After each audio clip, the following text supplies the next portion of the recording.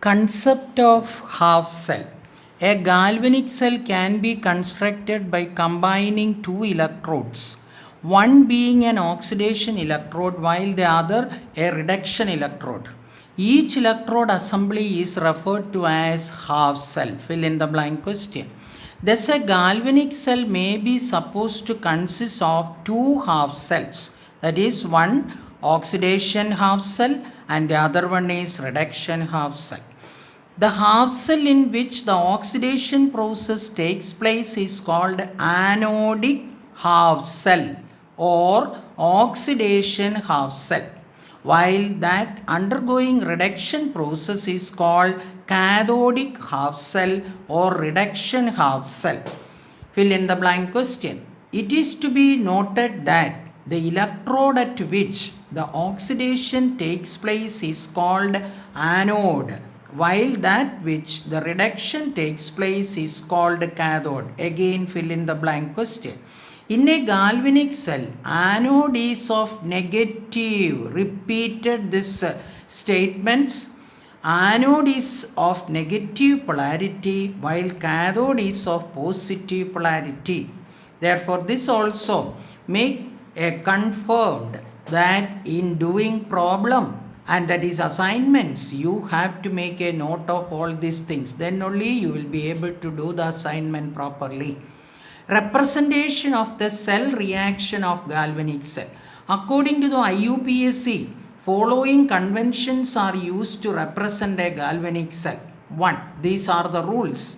A half cell is represented by putting a single vertical line between the symbol of the metal acting as the electrode and the symbol of the ion present in the electrolytic solution in contact with the metal or the electrolyte in contact with the metal.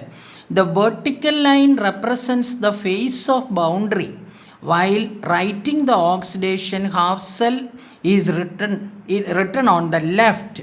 Second rule, that means oxidation is always should be written on the left side, whereas the reduction half cell on the right side. Therefore, this is the symbol representation. If M represents the metal in the oxidation half cell and Mn plus represents the ions of the half cell, that is aqueous, that is dissolved in water, it should be represented as M, put a bar and write Mn plus. If it is an oxidation electrode, the reverse reaction take place. Mn plus ions will accept electron and get converted into M.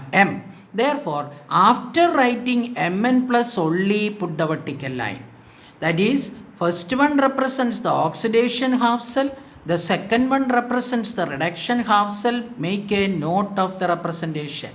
Now, next point is that, for example, if Daniell cell, the two half cells can be represented as, that is, zinc electrode is immersed in zinc sulfate, should be represented like this. Zinc, put a vertical line, and Zn2 plus aqueous.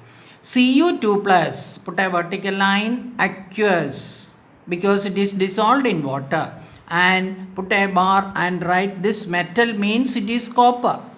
Copper, no need to write the metal. It is, put a single vertical line and write copper. Second rule, if the concentrations are given in the equation, that means C1, for example, C1 represents the concentration of Zn2 plus ions and C2 represents the concentration of Cu2 plus ions, it should be represented like this. Zn, vertical line, Zn2 plus C1 and Cu2 plus concentration C2, vertical line Cu. Now, third one, the oxidation electrode always at the left and the reduction electrode always at the right.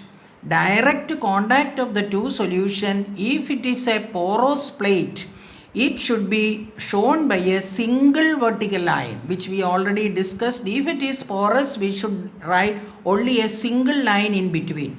That means if it is porous, single line, and if it is a salt bridge, two lines. While the contact of the two solutions through a salt bridge, it should be shown by the parallel vertical lines like this.